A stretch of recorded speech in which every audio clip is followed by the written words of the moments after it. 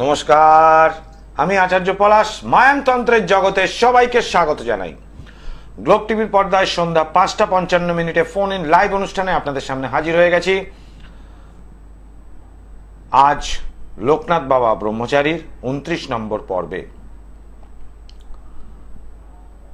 এই পর্বে আপনাদের বলবো আমি যে বাবা লোকনাথ সুদীর্ঘ যে ২০ বছর হিমালয় থেকে সুমেরু যাত্রা এবং তারপর পুনরায় হিমালয় ফিরে আসার পর হিমালয় থেকে সমতলে আসার পথে কি কি ঘটনা ঘটেছিল। গ্লোব টিভির পর্দায় সারাদিনে আমার দুটি টাইমে অনুষ্ঠান থাকে, সন্ধ্যা ৫টা ৫৫ এবং সকাল ১১টা ৪০। এই দুটি টাইমেই হয় তারাপীঠ মহাশ্মশানে যে যজ্ঞ আমার হয় সেই অনুষ্ঠান আপনারা দেখতে পান, অথবা লোকনাথ ব্রহ্মচারী যে পর্ব এপিসোড আপনাদের জন্য করছি, তুলে ধরছি, সেগুলো জানতে পারেন। এবার বলি, লোকনাথ ব্রহ্মচারী ও বেণীমাধব এদের সঙ্গে ঘটে যাওয়া কিছু অলৌকিক বিশেষ বিশেষ ঘটনা বলি, যেটা তারা সুমেরু থেকে হিমালয় আসার পর, তারপর যখন হিতলাল মিশ্র তাদের থেকে আলাদা হয়ে গেলেন, হিতলাল মিশ্র একদিকে চলে গেলেন আর লোকনাথ ব্রহ্মচারী তিনি চন্দ্রনাথ পাহাড় হয়ে বারুদির দিকে গমন করেন আর বেণীমাধব কামাখ্যার উদ্দেশ্যে গমন করেন। তা সেই আগে হিতলাল মিশ্র তো আগেই বেরিয়ে গেলেন তাদের থেকে, এবং বেণীমাধব এবং লোকনাথ একসঙ্গে ছিলেন। তো সেই সময় তাদের একসঙ্গে ঘটে যাওয়া ঘটনার কথা বলি, কিছু কিছু খুব বিশেষ উল্লেখযোগ্য। তার আগে একটু কলার বন্ধুকে দেখে নিই, একজন এসে গেছেন। জয় মা তারা। জয় মা তারা। নমস্কার স্যার, আমি বর্ধমান থেকে বলছি। বর্ধমান থেকে? কি নাম? আমার নাম অজয় ঘোষ। অজয় ঘোষ, বলুন।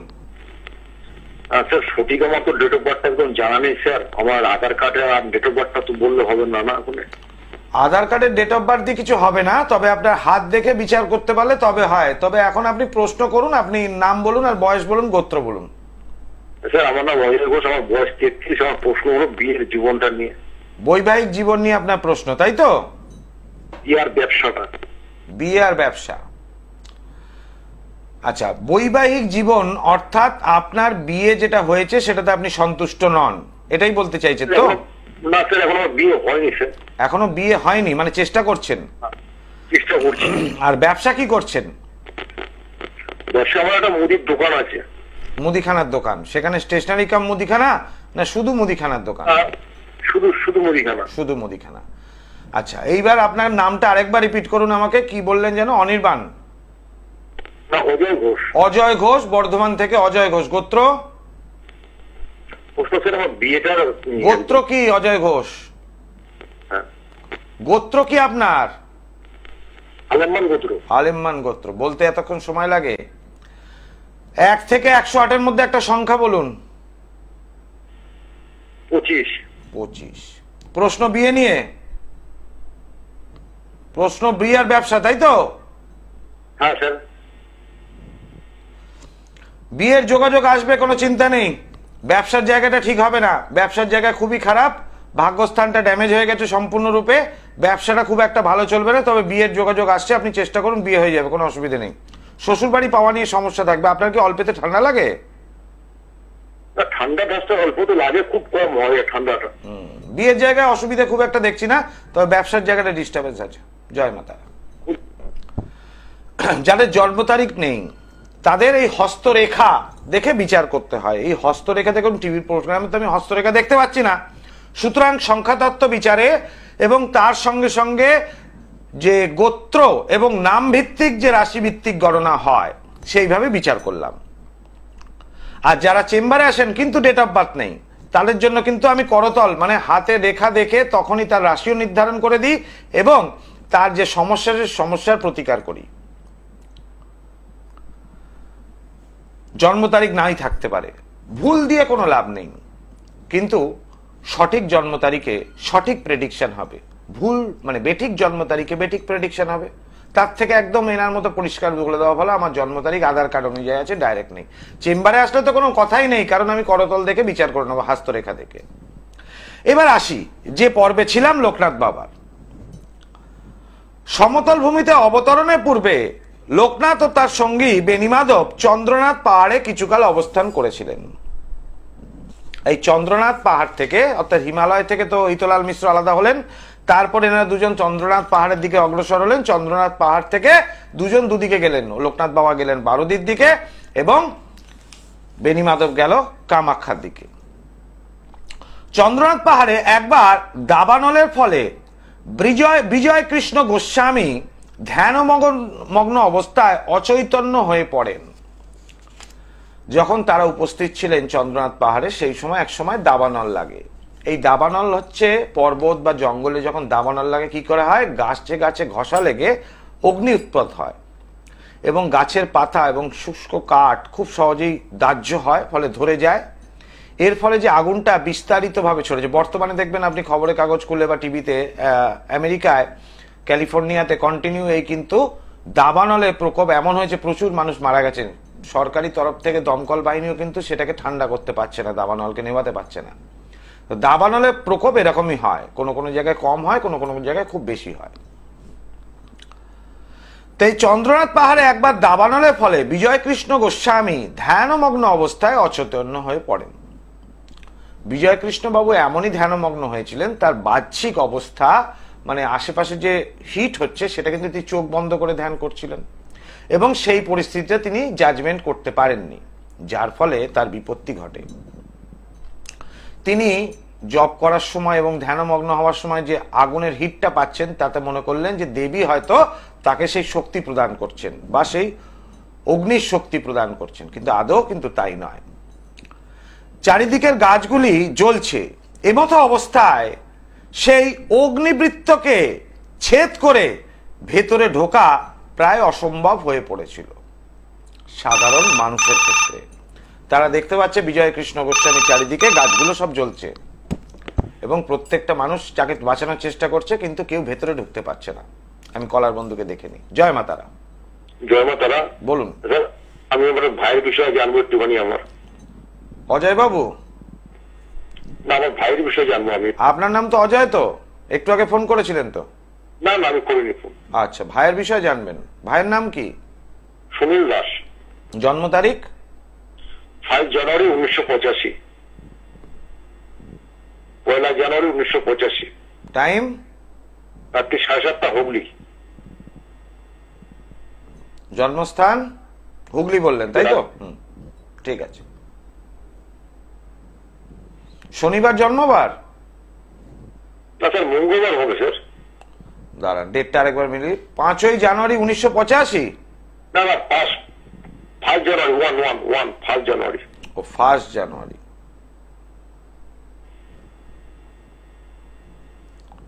মঙ্গলবার, ঠিক আছে। আচ্ছা, এখন প্রশ্ন কি বলুন ভাইয়ের? ভাইয়ের প্রশ্ন, ভাইয়ের একবার বিয়ে হয়েছিল, তো ওর বউটা ডিভোর্স হয়ে গেছে, তো দ্বিতীয় ম্যারেজের জন্য চেষ্টা করছে, কোনো মৃত্যু কিছু একদম হচ্ছে না। দ্বিতীয় ম্যারেজের, তাই তো? হ্যাঁ। কি কাজ করেন আপনি, মানে আপনার ভাই? আমার ভাই একটা কোম্পানিতে ম্যানেজার কাজ করে। ম্যানেজার? কিসের ম্যানেজার? ওই যত গাড়ি ট্রান্সপোর্টে মাল যায় ওইসব সব লেখাপড়ি কাজ করে। আচ্ছা আচ্ছা আচ্ছা আচ্ছা। প্রথম বউটা ডিভোর্স হলো কেন? প্রথম বউটা ডিভোর্স হয়ে গেছে, মেন্টালি ডিপেন্ড ছিল বলে ওর বাপের বাড়ি থেকে একটা ঝামেলা হয়েছিল, তারপর ডিভোর্স হয়ে গেছে ওর সাথে। ও, ভেরি গুড। কিন্তু দেখতে পাচ্ছি এখানে প্রথম বিয়েটা ওনার প্রেম করে হওয়ার তো সম্ভাবনা ছিল। প্রেম করে হয়েছিল, ডিভোর্স হয়ে গেল কেন? মানসিক একটু অশান্তি বিয়ের পর হয়, তার জন্য যে ডিভোর্স করতে হবে এরকম কোনো ব্যাপার নেই। যাই হোক, হয়ে গেছে, ওকে বাড়ি থেকে যেভাবে পেশা দিচ্ছিল এই দিচ্ছিল সেই হিসাবে ডিভোর্স হয়ে গেছে। এখন আপনার প্রশ্ন দ্বিতীয় বিয়ে আছে কিনা, তাই তো? হ্যাঁ হ্যাঁ, দ্বিতীয় বিয়েটা। দ্বিতীয় বিয়েটা কি নাম আপনার ভাইয়ের? সুনীল ঘোষ। সুনীল ঘোষ, আচ্ছা। যাই হোক, খুব ভালো কথা। এখন এটা দেখতে পাচ্ছি তৃতীয় বিয়ে যদি গণনা করা যায়, তো তৃতীয় বিয়ের কিন্তু যোগাযোগ আছে, অসুবিধে নেই, চেষ্টা করতে পারে। ঠিক আছে, জয় মাতা। চেষ্টা করতে পারে দ্বিতীয় বিয়ের, কোনো অসুবিধে নেই। তবে বিবাহকে টিকিয়ে রাখাও একটা প্রয়োজনীয়তা আছে। বর্তমান মডার্ন যুগে ডিভোর্স এত পরিমাণ বেড়ে গেছে যে কিছুদিন না পোষালেই ডিভোর্স, একে ছেড়ে ওকে বিয়ে, আবার তার সাথে পোষালো না আরেকটা ডিভোর্স। তো এই করতে করতে এখন অল্প বয়স বা মধ্য বয়সে মানুষ সেটা বোঝে না। যখন একটা সময় 50 অতিক্রান্ত হয়ে প্রায় 60 অতিক্রান্ত হয়ে যায়, তখন চিন্তা করে যে প্রথম স্বামীটা ভালো ছিল বা প্রথম বউটাই ভালো ছিল। এই অশান্তি, মেন্টালি ডিসব্যালেন্স থাকলে প্রেম হয় না। অর্থাৎ সেখানে মেন্টালি ডিসব্যালেন্সেস ছিল না, কিন্তু কথা হচ্ছে যেটা বিবাহের পর হয়, মানসিক একটা জিনিস চাওয়া পাওয়াটা বা মাথা গরমটা এমন পর্যায়ে চলে যায় যে সেটাকে আয়ত্ত করা যায় না। ফলে সেক্ষেত্রে শ্বশুর বাড়ির সঙ্গে সেই মেয়েটির সমস্যা হয়।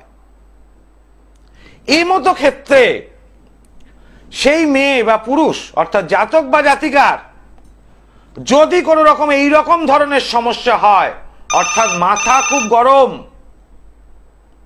প্রচন্ড মাথা গরম, তাদেরকে ঠিক করারও সিস্টেম জানা আছে। এই যে বলে, টিভিতে লেখা রয়েছে দেখতে পাচ্ছেন, সব তন্ত্র বারবার, মায়াংতন্ত্র একবার, করতে ধারণ ছাড়া প্রতিকার। কারণ এদেরকে কিছু পড়ানো যাবে না, দিলে খুলে ফেলে দেবে, পড়বেই তো না। করতে ধারণ ছাড়া প্রতিকার, আচার্য পলাশের মেটাল ট্যাবলেটে জুড়ি মেলা ভার। অবশ্যই এই স্বামী স্ত্রীর মধ্যে ঝগড়াঝাটি বা আলাদা থাকছে বা ডিভোর্স কেস ফাইল করে দিচ্ছে, এরকম বহু কেস আছে আমার হাতে, যে যাদেরকে এক করে দিয়েছি এবং 100% প্রত্যেকে আমার কাছে এই ব্যাপারে উপকার পেয়েছেন। আমি আগে কলার বন্ধুকে দেখে নিই। জয় মা তারা। জয় মা তারা। বলুন, কে বলছেন, কোথা থেকে বলছেন? আমি প্রীতম পাল বলছি, মালদা থেকে। প্রীতম পাল, মালদা থেকে। নিজের সম্বন্ধে জানবে? হ্যাঁ, নিজের সম্বন্ধে জানবে? হ্যাঁ, নিজের সম্পর্কে জানতে চাই। জন্ম তারিখ? হ্যাঁ, 16 11 11 2005। টাইম? দুপুর 12টা। একদম 12টা? মানে ঠিক জানা নাই, কিন্তু মানে দুপুর 12টা দিকে। জন্মস্থান কোথায়? মালদা। আচ্ছা,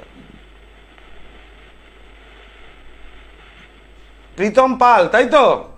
হ্যাঁ। বুধবার জন্মবার? হ্যাঁ। আচ্ছা, প্রশ্ন কি বলো? না, বলছিলাম এই বছরে আমি মানে আর্মি বা অগ্নিবীরের এক্সামে বসতে চাইছি, তো আমার হবে? মানে অগ্নিবীর বা আর্মি এক্সামে, তাই তো? হ্যাঁ, এক্সামে আমি বসতে চাইছি, তো আমার ক্লিয়ার বা মানে পাস করতে পারবো এক্সাম? আচ্ছা, এটাই হচ্ছে মূল প্রশ্ন, তাই তো? বা ফিজিক্যাল আর মেডিকেল পাস করতে পারবো?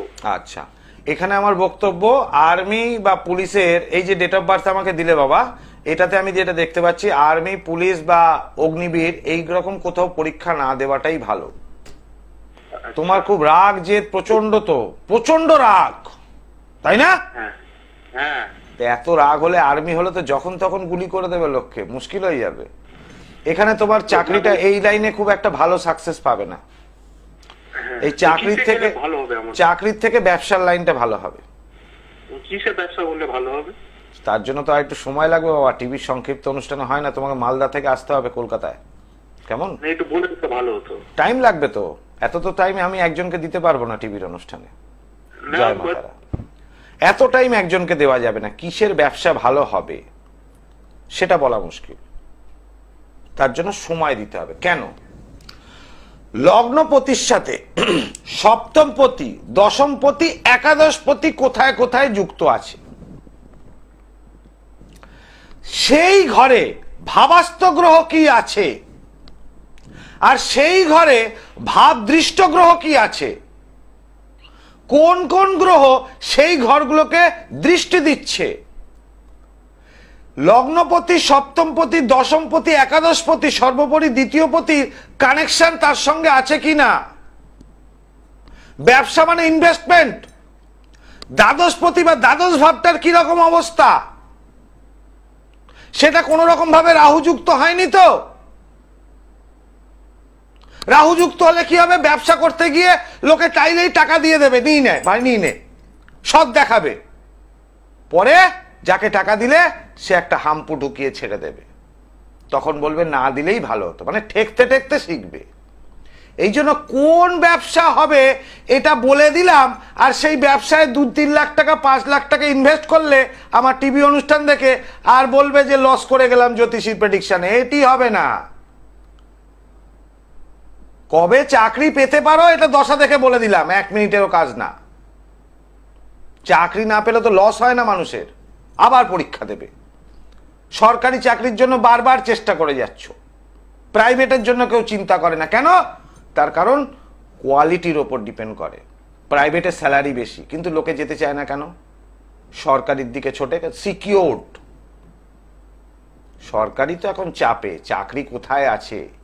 সরকারি চাকরির চেষ্টা। যাই হোক, তো এতগুলো জিনিস দেখে ব্যবসা বলা যায় কোন লাইনে হবে, কারণ যে লাইনটা আমি বলবো সেটাতে লস হওয়ার কোনো সম্ভাবনাই নেই। এই জন্য এই কাজ ফোনে বা অনলাইনে হয় না। সে শিলিগুড়ির লোক হোক, দিল্লির লোক হোক, ব্যাঙ্গালোর লোক হোক, আমার এখানে আসতে হয়েছিল আমার বাড়িতে। ব্যাঙ্গালোর থেকে আমার লোক এসেছিল এখানে আমার বাড়িতে। সে কোন ব্যবসা, আমি তাকে বলেছিলাম ব্রেড ফ্যাক্টরি করুন। সে ছিল লাখপতি, এখন হয়ে গেছে কোটিপতি ব্রেড ফ্যাক্টরি করে। তার ফ্যাক্টরি উদ্বোধনের সময় আমাকে নিয়ে গেছিল, যখন সে নতুন আরেকটা ফ্যাক্টরি করে তখনও বাস্তু দেখাতে আমাকে সেখানে নিয়ে গেছিল সে ফ্লাইটে করে ব্যাঙ্গালোর, আবার আমাকে কলকাতায় পৌঁছে দিয়ে যায়। তখন আমি সিভিল ড্রেসে যাই, ফর্মাল ড্রেস, মানে এমনি প্যান্ট শার্ট পরে, মুখে মাস্ক পরে যাই, যাতে সাধারণভাবে লোকেরা আমাকে চিনতে না পারেন। ব্যবসা কোন লাইনে গেলে ভালো হবে, যেমন ধরুন আমি একটা ছোট্ট এক্সাম্পল দিচ্ছি। চন্দ্র যদি ভালো থাকে, চন্দ্র কিসের গ্রহ? জল কারক গ্রহ, তাহলে লোকে বলে দেবে জলের ব্যবসা ভালো হবে। এবার জলের অনেক রকম ব্যবসা আছে। জলের ডাম্পারের ব্যবসা আছে, কৃষিকার্যে জল মজুদ রাখার ব্যবসা আছে, ব্যারেলে ব্যারেলে জল বিক্রি করার আছে, জল কিনে বিক্রি করার আছে, যেগুলো ডিস্টিল ওয়াটার বা মিনারেলস ওয়াটার হয়। আবার কারণের ব্যবসাও আছে, ড্রিঙ্কস, যাকে বলি আমরা প্লেন কথায় মদের ব্যবসা, সেটাও জল, লিকুইড তো। আবার কেমিক্যালের ব্যবসাও লিকুইড, রঙের ব্যবসাও লিকুইড। তাহলে চন্দ্রযুক্ত থাকলে কোন জলের ব্যবসা হবে? এটা যদি বলে দিই জলের ব্যবসা হবে, তার হয়তো দেখা গেল রঙের ব্যবসা সুইটেবল হতো, আর সে করলো জলের ব্যবসা। এক কথায় তো ব্যবসা হয় না। এতগুলো হাউস বিচার করে তবে হয় কোন ব্যবসায় সফলতা, এবং সেই ব্যবসা লস হবে না 100%। যেটা আচার্য পলাশ বলে সেটা করে দেখায়। এই যে যজ্ঞে দেখতে পাচ্ছেন তারাপীঠ মহাশ্মশানে আমার মহাযজ্ঞ হয়, এই যজ্ঞে এত প্রচন্ড হিট থাকে, যারা যজ্ঞে উপস্থিত থাকেন প্রত্যেকের অশুভত্ব খণ্ডন হয়। আর যজ্ঞে আমার একবারই যা বসতে হয়, বারবার কাউকে বসতে হয় না। কেউ যদি দ্বিতীয়বার বা তৃতীয়বার আসে, সে স্বেচ্ছায় আসে, আনন্দের চিত্তে আসে সে। কারণ সব তন্ত্র বারবার, মায়াংতন্ত্র একবার, করতে ধারণ ছাড়া প্রতিকার, আচার্য পলাশের মেটাল ট্যাবলেটে জুড়ি মেলে ভার। এই ধারণ ছাড়া প্রতিকার কিভাবে হয়? যজ্ঞ দিয়ে। কেউ আপনাকে বলবেন ধারণ ছাড়া প্রতিকার, একটা কিছু হাতে ধরিয়ে দেবেন, বাড়িতে রেখে দিন, প্রতিদিন একটু ধূপ ধুনো দেখাবেন। ওগুলো টাকা কামানোর রাস্তা। ধারণ ছাড়া প্রতিকার ওইভাবে হয় না। যে ব্যক্তির ধারণ ছাড়া প্রতিকার করতে হবে, সেই ব্যক্তির ছবি প্রয়োজন। ছবি না থাকলেও চলবে, নাম জানতে হবে। সেই নামের ওপর যজ্ঞেতে, এই যে যজ্ঞের ওপর যখন অগ্নি উৎপন্ন হচ্ছে, তখন সেখানে যে সাকল্য দিয়ে আহুতি প্রদান করা হচ্ছে, সেই অদৃশ্য শক্তি সেই আহ্বানে সেখানে উপস্থিত হয়। ব্যবসার জন্য কমলা দেবীকে আহ্বান করতে হয়, অর্থাৎ যে ধনলক্ষ্মী আপনার শ্রীবৃদ্ধি করবে, তার সঙ্গে গণেশ সিদ্ধিদাতা গণেশকে প্রয়োগ করতে হয়। তাহলে যে সাকল্যে ব্যবসা উন্নতি হবে। আবার অর্থ প্রাপ্তির জন্য সাকল্য অন্যরকম, সেটা লটারির ক্ষেত্রে হোক, চাকরিতে প্রমোশন ক্ষেত্রে হোক, ব্যবসায় উন্নতি হোক, টেবিলের তলার ইনকাম হোক, ওগুলো হচ্ছে আবার ইনকাম বাড়ানোর জন্য, তার সাকল্য আরেক রকম। কাউকে ধরুন বউ আপনার বাড়ি থেকে চলে গেছে, বা বরকে চাইছেন, বর আপনাকে শ্বশুর বাড়ি রেখে দিয়ে গেছে, ধারণ ছাড়া প্রতিকার হবে এখানে। কেন? কারণ তাকে তো পড়ানো যাবে না, সে আপনার নামে ডিভোর্স কেস হয়তো করে দিয়েছে বা করবে বলে চিন্তা করছে। এই ধারণ ছাড়া প্রতিকারে সেই মানুষকে বশীকরণ করে টেনে নিয়ে আসতে হবে, সেখানে আকর্ষণ বশীকরণ করতে হবে, অর্থাৎ স্বামী স্ত্রীর মধ্যে যেন আকর্ষণটা থাকে। আকর্ষণ না থাকলে বশীকরণ হবে না। টান যদি না হয় কিছুতেই মনের মানুষকে মনে ধরবে না, তাহলে তার সাকল্য আরেক রকম, তখন কামিনী মোহিনী করতে হয়। এই তারামা যে ঈশ্বরের দূত, তারামায়ের দূত এক এক রূপে, দেবীর দশমহাবিদ্যার এক এক রূপে প্রকট হয় এই যজ্ঞের স্থানে, এবং সেই ব্যক্তির ধারণ ছাড়া প্রতিকার 100% হয়। মানুষের জীবনে সমস্যা তৈরি হয় তিনটে কারণে: গ্রহগত সমস্যা, বাস্তুগত সমস্যা, আর তৃতীয় ব্যক্তি দ্বারা কেউ কিছু ক্ষতি করে তার সমস্যা। সব সমস্যার সমাধান, কারণ সব তন্ত্রের শ্রেষ্ঠ তন্ত্র মায়াংতন্ত্র, 51 পীঠের শ্রেষ্ঠ পীঠ কামাখ্যা পীঠ, এবং সেখানকারই মায়াংতন্ত্রে কেউ যদি আপনাকে ব্ল্যাক ম্যাজিক দ্বারা ক্ষতি করে, কেউ যদি কালা জাদু দ্বারা ক্ষতি করে, কেউ যদি আদিবাসী তন্ত্র দ্বারা ক্ষতি করে, কেউ যদি পিশাচ তন্ত্র দ্বারা ক্ষতি করে, কেউ যদি মুসলিম তন্ত্র দ্বারা ক্ষতি করে, 100% মায়াংতন্ত্র দ্বারা সেই ক্ষতিটা কাটিয়ে যাতে আর ভবিষ্যতে ক্ষতি না হয় সেই ব্যবস্থা করা সম্ভব। আমি কলার বন্ধুকে দেখে নি। জয় মাতারা। জয় মা তারা। বলুন কে বলছেন, কোথা থেকে বলছেন? সময় খুব কম, তাড়াতাড়ি আমি বলুন। জয় কৃষ্ণ জানা বলছি, হুগলি থেকে। হুগলি থেকে বিজয় কৃষ্ণ জানা। জয় কৃষ্ণ। জয় কৃষ্ণ, বলো জয় কৃষ্ণ। জন্ম তারিখ? হ্যাঁ, 17/3/2003। টাইমটা বলো। টাইম হচ্ছে 10টা 13 সকাল। সকাল 10টা 13। জন্মস্থান কোথায়? হুগলি। হুগলি। প্রশ্ন কি?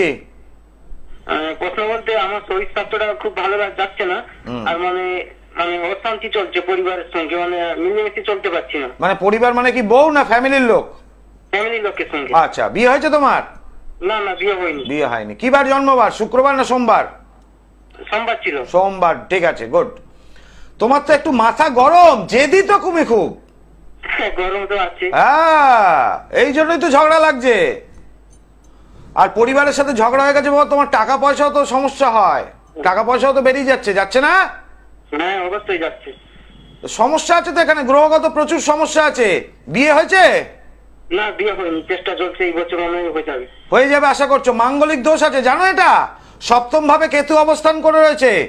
বিয়ের পর বিবাহিত জীবন সুখের নয়, বউকে নিয়ে শান্তি পাবে না। সপ্তমপতি অষ্টমে এ একটা ডিভোর্সের চক প্লাস মাঙ্গলিক দোষ। আচ্ছা, এটা তো কাটাতে হবে বিয়ের আগে, নলে বউ ভালো পাবে না বাবা। দেখো, বিয়ের জীবন ভালো করে শোনো, তোমার জীবনে একটা জন্মগ্রহণের পর জীবন, আর বিয়ের পর আর একটা নতুন জীবন।